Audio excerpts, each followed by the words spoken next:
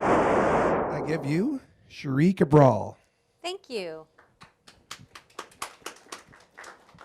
I also have the privilege of being able to see what everybody has, and I don't really see anyone having their conference feedback form out. So what I like to do is I get the conference feedback form out, and then I can fill it out as I'm going.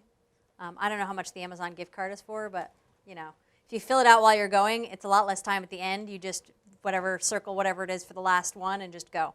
So anyway, on to alerting with MySQL and Nagios. My name is Sheeri Cabral. I'm the Senior Database Admin Architect and also the manager of the database team at Mozilla. If you want to tweet me, it's at Sheeri. If you want to contact me, that kind of thing. And if you want the slides, they're at bit.ly/Nagios_MySQL 2013. I actually did this presentation last year, hence the year. Was anyone in that last year? Great, okay. One person. That's great. This is actually very similar to the one last year. I just have more templates. So it will be. Have you used the plugin at all yet? To be totally honest, I had every intention of doing it, but sometimes it happens. It happens. For those playing at home, the answer is no, which is okay. That's why you need the refresher. So I'm going to go quickly into what is monitoring. You can monitor with threshold alerting, with graphing and trending. As you know, Nagios can do both. Why should you monitor? Well, you want to find problems. You want to find patterns, right? So problems are where you get alerts. Patterns are where you get kind of graphs to do capacity planning or troubleshooting and say, hey, why is the load really high? And then you look and you see that the load's been high for 3 weeks. You're like, okay, that's not really the problem that's happening today, right? Yesterday we didn't have this problem. Today we did. So I guess it's not really necessarily a problem with load. And then early warning for potential issues, right? You want to monitor your disk because you don't want to monitor it and then when it fills up, you get a page. You get paged while it's filling up so that you can fix it. So what should you alert on? You should alert on problems you can fix. A lot of people like to alert on things like long-running queries. What are you going to do with an alert on long-running queries? Sometimes a long-running query is okay. It's just taking a long time, right? If you have a million long-running queries, that can be bad. If you have locked queries, though, right, that's bad. And you should look for what's locking it, and maybe you'll kill that process. But usually you want to make sure that when you're alerting on something, it's a problem you can fix. Now, I probably don't have to tell you why Nagios is great, but one of the things I like is the flexibility of Nagios, and the great part about Nagios is that anybody can write a plugin. However, the problem with Nagios is that anyone can write a plugin, right? I know you've seen this. Who here has used one of the non-standard Check MySQL plugins and not been happy with it? Most people who raise their hand for the first raise their hand for the second. So there's official Nagios plugins for MySQL that come with the plugins, Nagios plugins, when you install it, the official package. Check MySQL and Check MySQL Query. Check MySQL checks a few things, actually. It checks for the database connectivity, and then you can also check if the slave is running, and if it is running, how much lag you can get with the slave lag. So if you're using the Check MySQL check, you get all these three in one. And it's a good check. It does, what it says in the tin, and if all you need are these three things or any subset, then you're fine. Check MySQL Query, what it does is it checks the output of a query to make sure that it's within a certain range. But that range can only be numerical. So, for example, we have some queues at Mozilla that we want to make sure if they get any larger than a certain size, we get paged because then some kind of processor is not working. But you can only do it with numerical stuff. You can't, so you'd have to do a count or something. You can't make sure that there's a row that specifically has a certain string in it unless you query it saying, count the rows that have this string. So I made a graph of the third-party plugins, other than one that I wrote, and there's a lot more flexibility you can have with MySQL. If you want to graph things, for example, what about your buffer hit rate, right? How much of your buffer is going there? This graph has a lot in it, but basically what the message of this graph is that nothing has yes all across, right? So you have some standard plugins, one called Check MySQL, right? That doesn't do any system variables. It does do some status variables, this slave status variables. There's no caching, and there are no calculations allowed, right? You can't say, compare one slave lag to another slave lag. You can't calculate, some kind of hit rate of anything. You can't calculate something from 5 minutes ago compared to now. So there are all these plugins. I think there's 7 different ones, 2, 4, 6, 7. And there are some that actually allow you to do things with system variables and status variables. But a lot of these things you either can't do calculations with, like the top one, check MySQL. You can check any system or status variable you want, but only one variable. You can't do any calculations. And every time you run it, it's going to do show variables or show status, and there's no caching of that. So if you have 50 status variables you want to look at, it's going to do a show variables 50 times. And that's not really good. There is one plugin that does caching, only one in this whole list, and that's Check MySQL Stats. But it doesn't do status variables, and you can't do calculations, right? So one of the interesting things about this is if you look at the hard-coded calculation ones, neither of them allow caching. And the thing about hard-coding calculations is you have this thing about let us know what you'd like to see. Like we want to put more calculations in it, right? Maybe you can look at percentage of max connections if you're reaching max connections. But there's 6 or 7 different things you can check, and that's it. And this is great, right? We love the open source world. We love giving feedback. Let's do it. The problem with this is, let's say you upgrade MySQL and they change a variable name, or they add variables. Now you have to wait for the plugin to do something. Now, in an ideal world, everything's on GitHub and you can patch it yourself. But what I really wanted was, I wanted to be able to have any number of system variables and status variables. I wanted caching, so I could do 50 variables and only have one call to show status, show variables. And then I wanted the calculations to be flexible. I want to be able to say, I'm a MySQL DBA, right? I know what I'm doing. I want to be able to say, hey, I want to know what the ENODB buffer pool hit rate is. If the hit rate gets too low, then maybe I need to look at changing the size of the ENODB buffer pool. Now, you guys, I don't know if you're sysadmins or database administrators. If you're sysadmins, you might be saying, I don't know what she was talking about. But this is also a tool you can give your database administrators if they want the flexibility. And I also have some templates for some commonly used queries to help you out if you don't have a DBA. So we made MySQL health check. It's pretty easy. So here's what happens. It saves information to a file. So it connects to MySQL, runs show status, show variables, and show process list, and saves the information to a file. What file? Well, you can give it a cache directory. And it will use the file instead of connecting again. Now, for how long is this good for? When does it expire? Well, there's actually a parameter called max cache age, which is in seconds. So if you run MySQL every 5 minutes, if you run Nagios checks every 5 minutes, every 10 minutes, you might say, hey, let's set the max cache age to 600 or 300, depending on 5 minutes or 10 minutes. That way, every run, it runs once, and that's it. And you can actually, if you want to force a connection because you know there's one check that always should have the freshest data, you can use -- no cache. So you can actually say all of the checks should use caching except for this one or these 3. And these are flags to the actual check in the check commands. And I do have some templates that you can see. Is anyone here not familiar with what a Nagios template looks like? Great. Okay, well, we'll give you a little tip. And definitely raise your hand if you don't understand something, because I'm happy to go through it. So there is a mode. There's a couple of different modes. One is varcomp, variable comparison, right? So this is going to compare variables.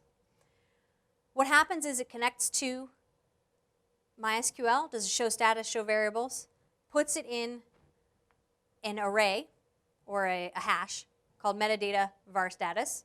So it puts show global variables and show global status in there. And you can use the -- expression field to allow word replacement. Now, what do I mean by that? I'll show you in a minute. And then you can use -- warning and -- critical also, and they're flexible. These are all calculations. So here's a sample command definition. So define command, check MySQL temp tables. We're going to check the number of temporary tables and how that works. Command line, here's the user1, MySQL health check.pl. Here's the host name, username, password. This should be all review if you're using a MySQL check already. Cacher, right? I said that you have the cacher there. The reason it's a directory and not a file is because what it will do is it takes the instance name and the port, and that's the file name. So if you have multiple instances of MySQL running on a machine, and of course you can check remotely or locally with this, then you don't have a problem caching it. And again, because you may be checking remotely, you may have 100 different files, hence the host name and the port, because those are unique, the host name and port together. Max cache age, you can see here, is 5 minutes. We run this Nagios check every 5 minutes. So what's in blue here, I don't know if you can see very well that's in blue, is the meat of it. So you have mode is variable comparison mode. The expression is max used connections divided by max connections times 100. What does this do? Percentage of? Your maximum connections, right? So you might not even be a DBA, but you can tell by the names of the variables. These names are taken directly from the status and the system variables. They're taken directly from show global variables, directly from that. So it's very, very easy. It just does a word replacement.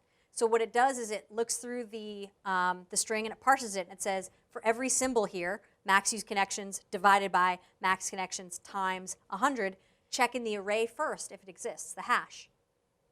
Which means that you want to be really careful if you end up defining something, because you can extend this if you want. You don't really want to define divided by or times or numbers. Most people wouldn't do that, but just in case you want to. Now I have here warning is greater than 80, critical is greater than 90. So this will warn when you're using 80% of your max connections. When you've used, right? Now that's a high watermark. There's a different check for if you want to see how many are currently connected. But that's a high watermark, and that might give you a sense of, do you need to increase max connections? You know, what's your bursty periods? Even if you don't hit it during that bursty period, max used connection is that high watermark of how many connections you've used maximum. So this will warn if you've used more than 80% and go critical if you used more than 90%. So here's a little cleaner without the kind of stuff in there. Max used connections. Oh, I have a typo here. I think I said MySQL temp tables, but I lied. I do that sometimes. So the neat part about this is, again, it's very flexible. It just does a word replacement. So if you know the formula of what you want to do, you can do it. It's just Perl. It was a .pl file. So if you want to use any Perl functions, you know, you want to use absolute value, it's just ABS parentheses. You want to use anything in Perl, you can create your own functions. You know, maybe you want the output to be, maybe the output is time, but you want it to be human readable. So you have 1,000,000 seconds, but how many hours, minutes, days is that kind of thing. You can do that. That's not a problem. So here's a service definition for the check MySQL connections. Looks pretty obvious. I just threw that in there, you know, for fun's sake. Now, what if you want something a little more complicated of a comparison? What if you want a rate? So you want to compare to the last time something ran and said, okay, what's the rate of change of this, right? Maybe it's replication status, right? Is my slave lag, maybe I don't care if my slave is behind. I mean, I do, but I care more about if it's behind and getting worse than if it's behind and getting better, right? So I want to compare what's the value now versus 5 minutes ago. Because if it's getting better, you probably don't need to page me, right? It's getting better. If it's getting worse, page me. So it's a different mode. Instead of varcomp mode, it's last run varcomp because it's comparing the variable to the last time it was run. And you use current. You have two expressions. You have one expression, but you can use the hashes current and last run to show things. And then there's no warning or critical. It's just a comparison. It goes critical. If you really wanted to change that, you probably could. But there's just 1,000 different variables you have at this point, and so so we just didn't do that. So how would you find, say, the rate of queries, right? Maybe you want to know if the rate of query is changing. You know, you had 100 queries per second. Now you have 200 queries per second. Why did it double in just 5 minutes, right? That's a big deal. You want to know those bursts. So here's what it looks like. If you run it, say, on command line, you have the host user password. I'm not going to worry about that. Mode is last run varcomp. The expression is current queries minus last run queries. So again, queries is the variable you're looking at. That's an actual variable from MySQL show status. So this is what you're doing. So you're saying take the current number of queries minus last run queries divided by the uptime before and after. That way it doesn't really matter, right? You're normalizing. Maybe you restarted Nagios and now you have a 10-minute threshold instead of a 5-minute threshold. This is going to catch that. So you might have 100 new queries in 5 minutes. So now you say, well, I want it to oh, I put an absolute value in there, right? So I want the absolute value of that because I don't really care if it's adding or subtracting, right? If it's doubling or reducing by half, I still want to know. So it doesn't matter if it's positive or negative. So basically, if it's greater than an 80% difference, I want to know. You can change that, maybe greater than a 50% difference, whatever you want. You could also make that an argument, and we'll show that in a minute. Does this make sense to people? Is this kind of a little exciting that you can have this kind of flexibility? Yeah? Okay. It's exciting to me. So again, here we go. The stuff in black is, cached or max cache age, how you connect. The stuff in blue, here's your mode, here's your expression. Comparison, I did greater than 100, right? So if it's different by more than 100%, I want to know. Which doesn't really work for if it's less, because you can't have negative queries per second. But you can do whatever you want. So there are other modes. So there's a long query mode and a locked query mode. And what this does is it doesn't use show variables or show status. It uses show full process list.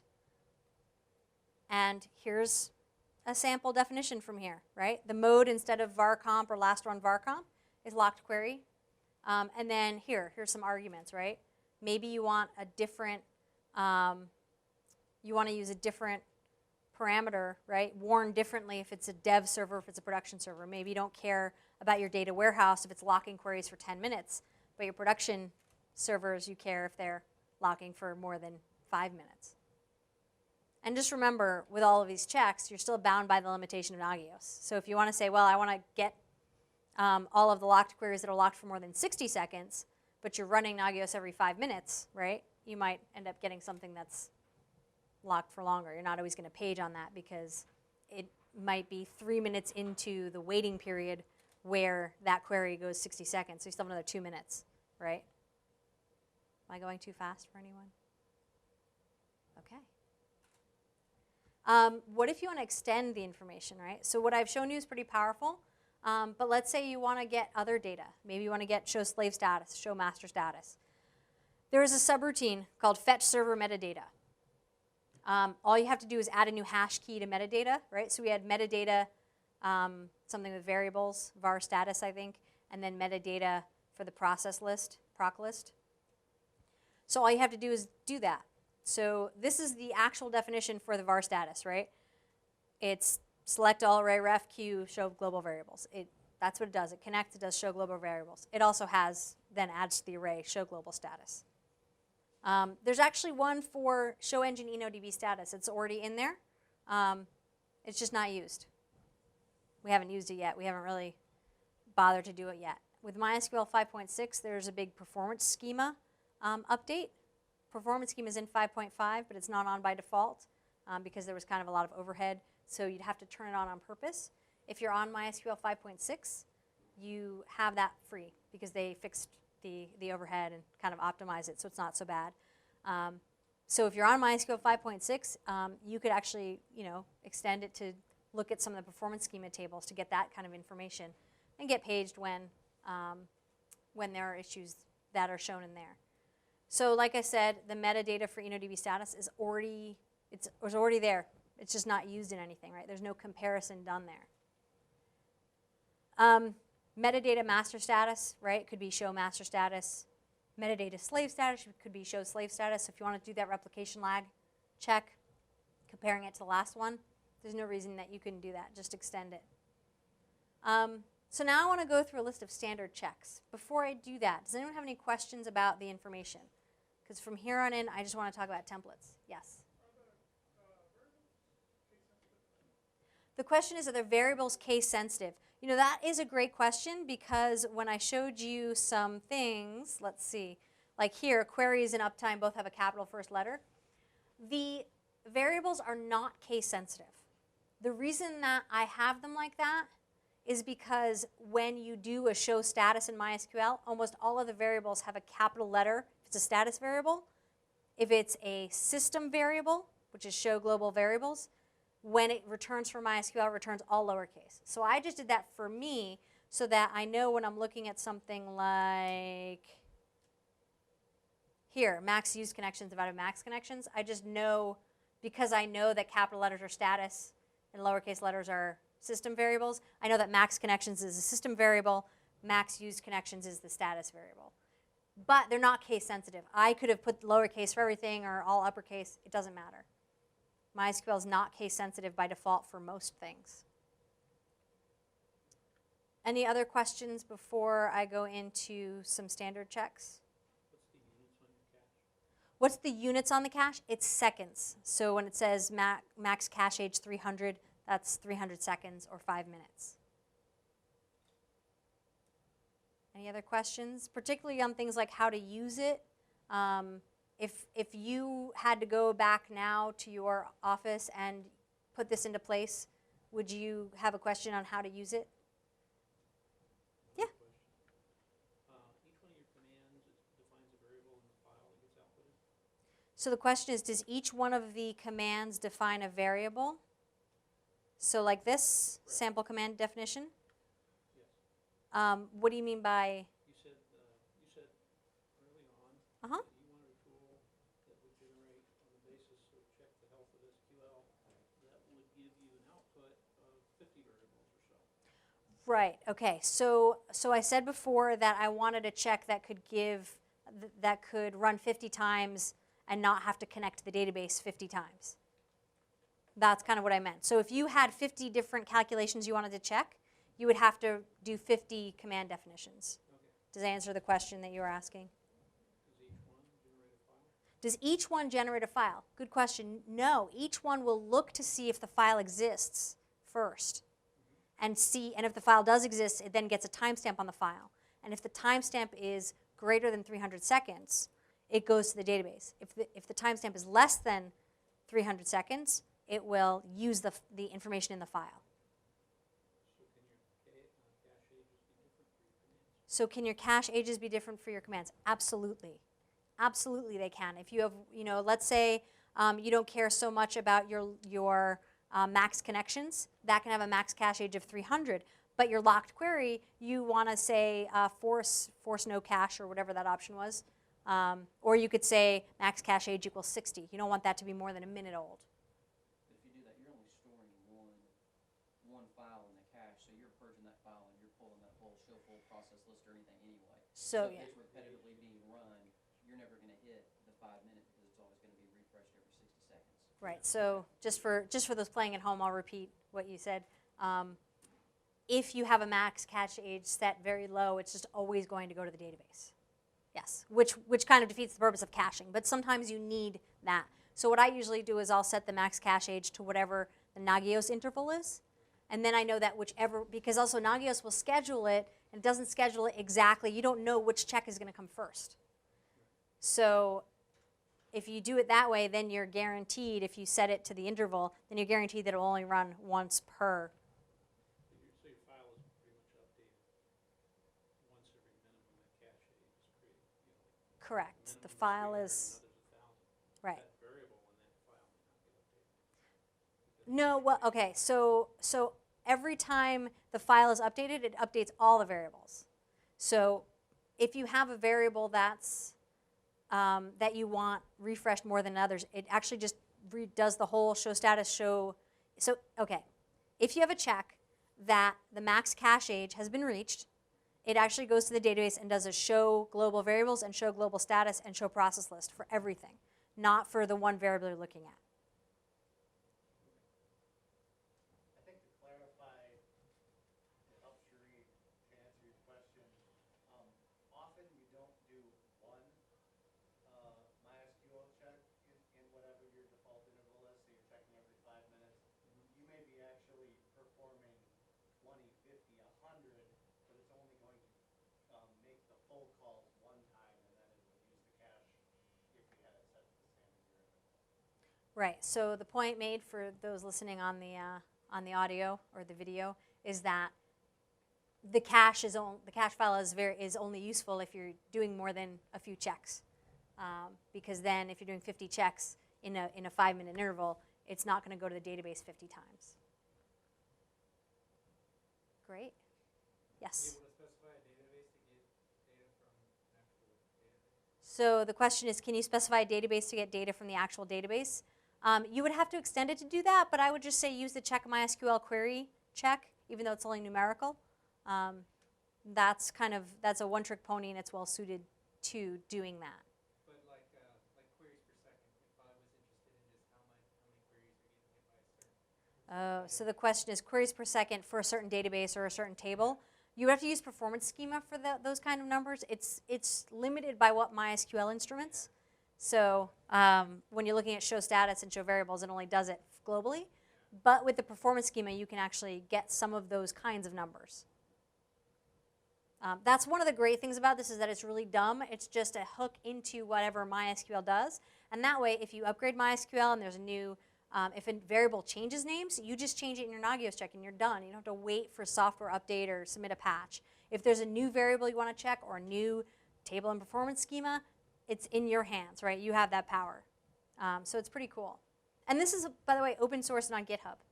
So even if you do extend it or whatever, you can give back.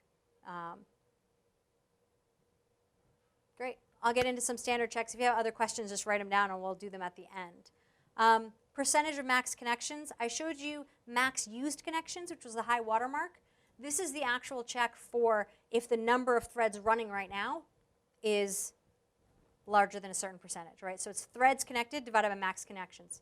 And again, threads connected, capital T because it's a status variable, but if I had it as a lowercase t, it would still work.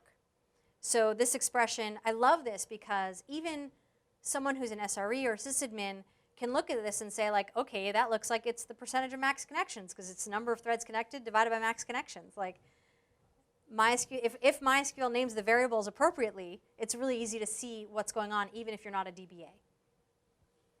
If EnoDB is enabled, now you might say, well, why does this matter? Well, assuming that you're on EnoDB for transactions, sometimes there's corruption in a table space or something like that, and if that happens and you actually can't read your tables because they're corrupted, sometimes what happens is have EnoDB will switch to no. You want to be paged the second that happens. In earlier versions of MySQL, if you created a table and EnoDB wasn't working, it would just create it as MyISOM and not tell you. It would give you maybe a warning, maybe. Just do that automatically. In current versions, they have that kind of set to don't do that without actually erroring. But MySQL has been trying to be friendly, and so now they're trying to get over that and just give you good error messages. Anyway, so you can do this, right? It's a small check, but you get it for free because you don't have to connect to the database because if you're already doing a couple other checks, it's already there in that file. So it doesn't really cost any extra other than the Nagios overhead to check for this kind of thing. So here are the connections, right? Threads connected and the EnoDB enabled, right? So mode varcomp, expression threads connected divided by max connections times 100, comparison greater than 80. So that's if 80% is doing that. And you can actually here, I could have used warning and critical if I really wanted to. The comparison is only limited for the last run varcomp, where you're comparing to the last one. For check MySQL EnoDB, the expression is have EnoDB, and the comparison is not equals yes. This was kind of hard to figure out, right? Because if it doesn't equal yes, then I want you to page me, right? So that's sometimes a little hard to figure out, but the great thing about Nagios is that you can put the test in on 1 or 2 machines, test it out, and if it's failing and you look at it and you're like, but it's not right, then you're like, oh, right, it's because I said equals instead of not equals. What about if MySQL crashed? If you have your Nagios set to check every 5 minutes, who has it set to check every 5 minutes? Who has it set to check more frequently than that? Less frequently? Okay, so most people are about 5 minutes. A few have it more frequently. If it's set to check every 5 minutes, you might miss a crash. MySQL might go down and come up. It might go down and come up within a minute. That's one of the cool parts about MySQL is that it's very robust in that way. So you use the variable called uptime. So if your uptime, we do it at Mozilla. If your uptime is less than 1800, which I believe is 30 minutes, but if people want to correct my math, they can. And that means that no matter what, like we'll catch something. Even if, you could say 5 minutes or 10 minutes, but I like to be a little paranoid, right? And so what I'll do is when I'm restarting a server, I'll just go and downtime Nagios for 35 minutes, restart the server, and then I never get paged for knowing that it's done. But if this happens and MySQL crashes, I'm going to get paged within about, within my next interval, whether it's 5 minutes, 15 minutes, to say, hey, this went down, it came back up, because sometimes that happens, and it could be some kind of server corruption, and you never really know. So now you can go in, look at the error log, see if there's any corrupt tables that you need to repair right away. You can decide that you want to fail over to your slave because you're not sure if your master is in a good position because it crashed. There's all sorts of neat things that you can do. So here's what it looks like. Mode equals var comp, expression equals uptime, comparison less than 1800. Or again, if you really want to, you have some dev servers, you don't care, they go down all the time. You can change that to if the comparison is less than, 300, less than 5 minutes, whatever you want to do there.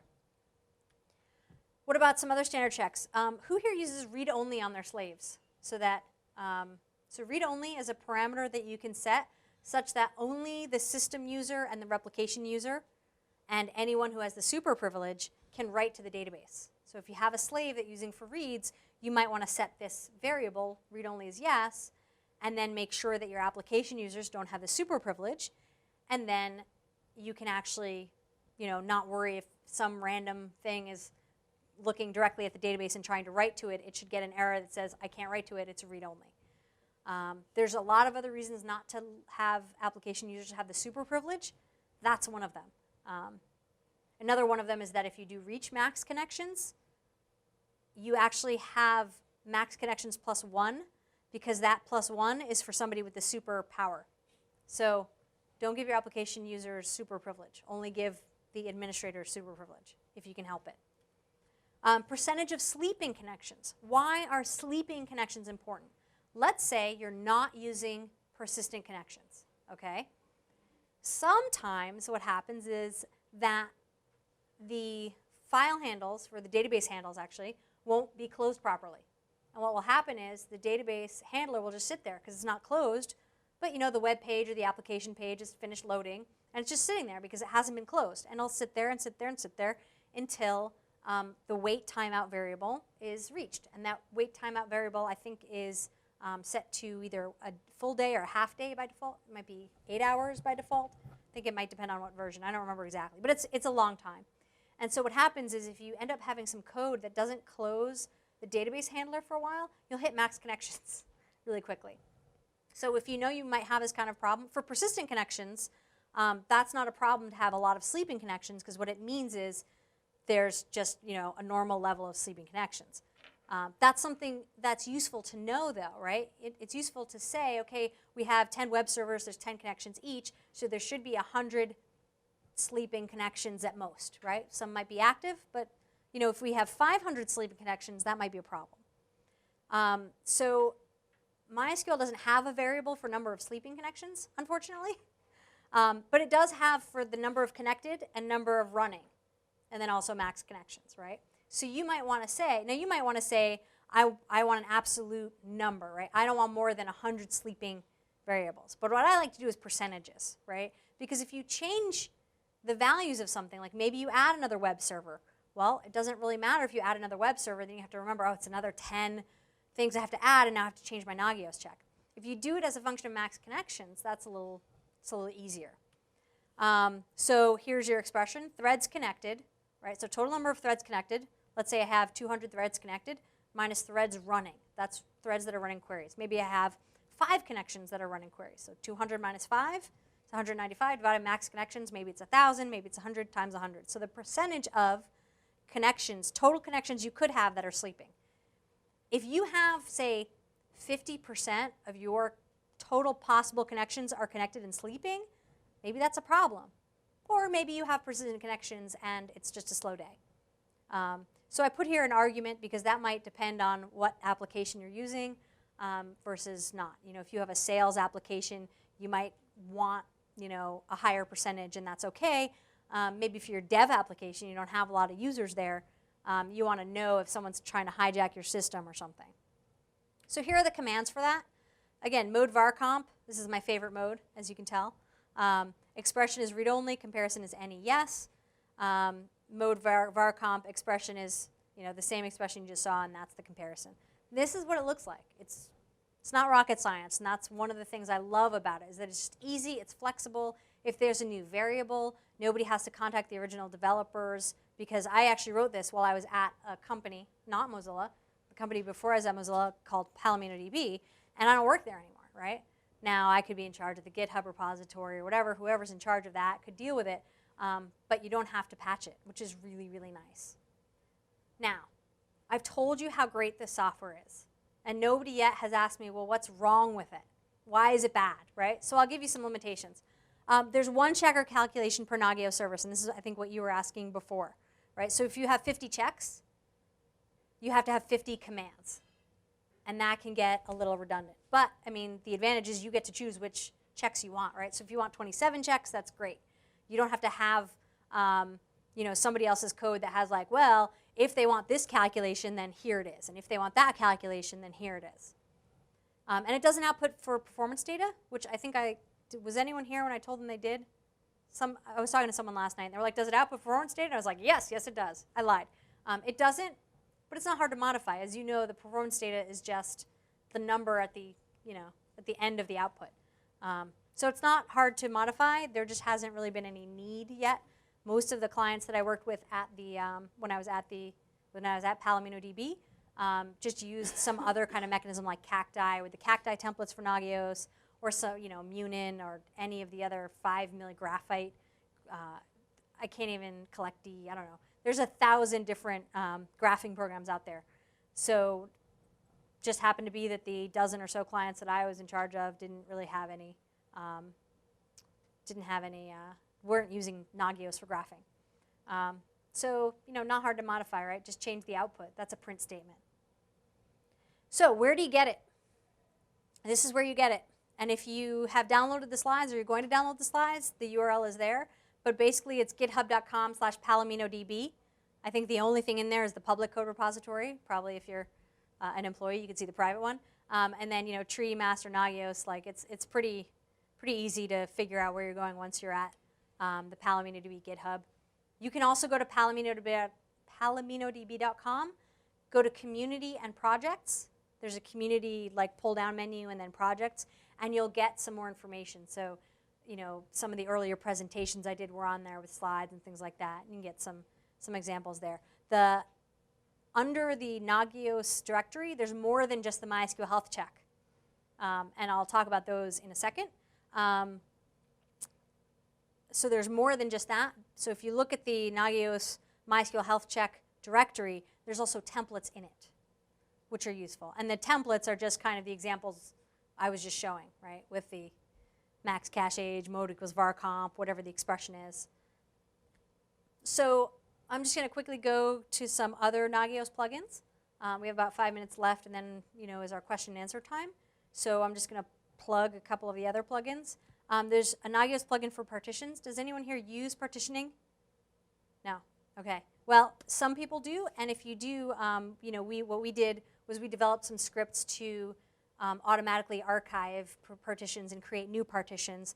But when you do that, you want to monitor, because you want to make sure that you're not going to run out, right? Where if your creating new partitions didn't work, or your archiving didn't work, you're suddenly not going to end up where you have a partition by date, and then you're kind of in the future for where the partitions can hold.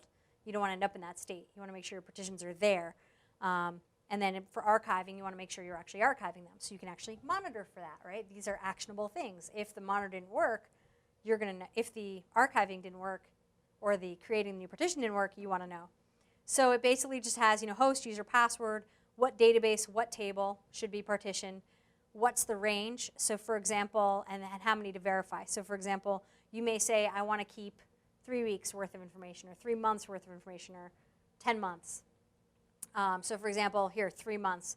So we have an add-ons database. The table is user add-ons. We don't want to keep any information older than 3 months. And it will monitor for that.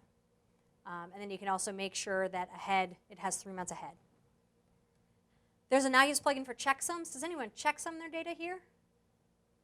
So checksumming is where you can run functions on the master and slave and make sure that your master and slave have the same data. Because master and slave data in MySQL can get out of sync, and does actually, surprisingly. It's a little crazy. People are like, what? That can happen? It can, and it does, and it's scary, right? Because you might be using replication to make backups, and you want to make sure that it's the same as your master, because when you restore, you don't want any surprises. So there's a tool out there called PT Table Checksum. PT refers to Percona Toolkit. Percona is a company that does consulting and stuff like that. It's actually a pretty good toolkit. And so the way that I use it is I run the checksum on the master. It replicates to the slave. The slaves have a table that have the checksum of the master and itself. And then you can compare. So the Nagios check actually compares on that table, and it says, you know, show me all the entries where the master checksum is not the same as the slave checksum. That's what the plugin does. So this is kind of how you call it, check table checksums.pl, host username password, show me the table. Checksum freshness, what that is it's a number of hours that the checksum should have been run in. So you may have no checksum differences, but maybe the checksum hasn't run in a week, and you want to run the checksum daily, right? So you might want to say -I24. And then you can actually skip some databases. So -B is to databases to skip. For example, you may have different authentication information, so your MySQL system database may be different in your master and slave. You may be okay with that, right? Don't page me about that. So that's about it. That's all I have. There are some more resources. Again, PalomeinoDB community projects. You can go to github.com/PalomeinoDB and navigate your way. Cabral@mozilla.com is my email, and I'm skipping MySQL Marinate because it has a longer description. The OurSQL podcast is a free podcast that I do. Most podcasts are free. You can find it in iTunes. You can find it in FeedBurner. I actually have CDs over there, and the CDs are just kind of a physical reminder. I know your brain's going to be full after this conference, so you take one of the CDs, you put it in your bag. You know, a month from now, you look at it, you're like, oh yeah, I wanted to subscribe to that podcast. That's all it is. And the cool part is that we actually interviewed Randall Monroe, who draws XKCD, for our 100th episode. And it's actually a 2-part episode. So that's actually on that CD, and it's a really cool interview. He spends the first episode talking about data privacy and security, and most of the second episode he talks about the ball pit he made in his apartment. So there's fun and tech stuff as well. The slides, again, are at bit.ly/Nagios_MySQL 2013. If you're interested in learning MySQL, I wrote the MySQL Administrator's Bible, which is pretty good for intermediate or beginner folks. It doesn't actually teach you how to query because there's hundreds of places you can find that, but if you're familiar with databases at all or not familiar, it teaches you the concepts, and then it also gives you differences between syntax between the SQL standard, the ANSI 99 standard, and MySQL. So if you know Oracle or you know Postgres or you know something else, and you kind of want a Rosetta Stone, that will help you there. And it also does a lot of administration topics, security, backups, all that kind of stuff. There's also videos at youtube.com/Technocation. Like this will be up there when I end up making a video out of it. Planet MySQL is a blog aggregate, like most planets are, of MySQL bloggers. So that's another way to learn more. And back to MySQLMarinate.com. So this is a 12-week free course, I put that in quotes, where we take a book. It's O'Reilly's Learning MySQL. We do 1 chapter a week with exercises, and I give feedback on the exercises, right? So you submit the homework through GitHub. You do a pull request on GitHub, and then I can comment whatever, you know, and say, oh yeah, no, you got that right, that's great, or oh, you know, if you're not getting this, here's a hint, or something like that. And so it's really, really great if you want to learn it, and that actually does teach you querying as well as administration. So with that, questions? Let me run the microphone over to you. Okay. I understand there was a couple questions when I was out of the room. My Yeah. apologies. Sorry I think I repeated the question pretty well. The other thing is MySQL Marinate started today, but the first chapter is 5 pages and it's online. So if you want to worry about like getting the book or whatever, and you still want to participate, you can. And it's go at your own pace. So even if you want to start it 3 weeks from now, you can. Yeah, hi. I'm William Lipson. I'm wondering, did you write the Check MySQL plugin yourself entirely, or did you use somebody else's plugin originally? So the question, so I don't have to repeat the question because he's talked to the mic. I wrote it entirely myself, but I used code that I wrote with a friend of mine, actually my current co-host on the podcast, Jerry Narvaja. I actually reused the code that actually looks and compares it to, compares the expression and substitutes the value for the key, right? So max connections is substituted with the value for max connections, is actually taken from other code that a friend and I co-wrote. for MySQL Tuner version 2. Okay. Well, the reason I'm asking is because I wrote Check MySQL Deep plugin some time ago, and I happen to know that it's been somebody else took it, and so the plugin has a lot of stuff that you have right now there. It allows to get the variables from MySQL status and check any of them together. It did not have capability to do expressions. It did have capability, okay, the code that was publicly available did not have capability to do rate checks, but the code that I actually have on the GitHub on developers actually does. So kind of like a lot of the stuff that you had looks similar to what I had. Plus also the checking of the threshold. It's basically more than something or less than something. It's the type of syntax that my plugins have been using for years. Great. That means we both probably did it right if we both came up with it, right? Well, that's one of the reasons I'm talking about it is because I abstracted all the stuff that originally went into MySQL Check MySQL D plugin, and I'm trying to make it into a library that's going to that's useful for making other similar plugins. So it's right now being used for Redis and for Memcached, and I'm also making it check for MongoDB, and it's going to be more than that. That's great. Well, I encourage you to look at the source code, and if there's any parts that you feel that are useful, just cite the sources, and that's what I do too. Yeah, the expressions ones are the ones that are missing. Everything else is basically already have. But it would be useful. Above that I've just had during the lunchtime, I was talking about how it would be useful to have some type of standardized way of how to do parameters for the plugin, because right now, just like what I did before, you have a lot of non-standard options that are being created for the plugin to be able to create something like the expression that we have. Right, and that's why I said let's just get rid of those kind of options. And there are options, right? There is the mode option that does var comp and last run var comp and locked and long running queries. But I didn't want a different, it's var comp mode or last run var comp. You can have hundreds of different calculations. You don't have to have that. So yeah, I encourage you to take a look, and let's come up with the best plugin we can. It doesn't have to be my plugin or your plugin. It can be, let's do what's best for everyone. All right. Well, thanks a lot for your talk and for the.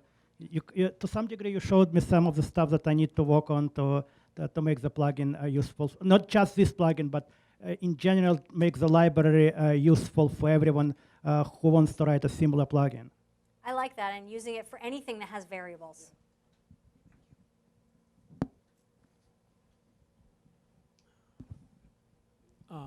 I'm not familiar with Nagios yet in terms of how the plugins work or anything of that nature.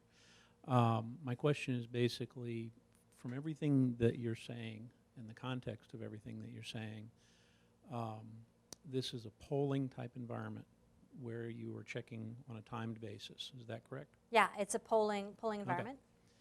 Okay. Now, do you know of any case where you can hook into MySQL and you can get information on an event basis?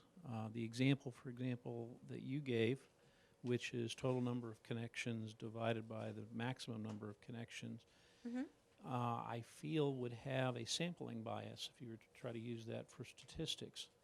For example, if you had a spike in connections within the 5-minute interval, you would never detect that. Unlike the runtime, which at least has a heuristic recording of when the actual restart of the daemon started and things like that. So you don't lose that data. But in the polling environment, some data, you're going to have a sampling bias. You're absolutely right, and you're going to miss some because you have that interval.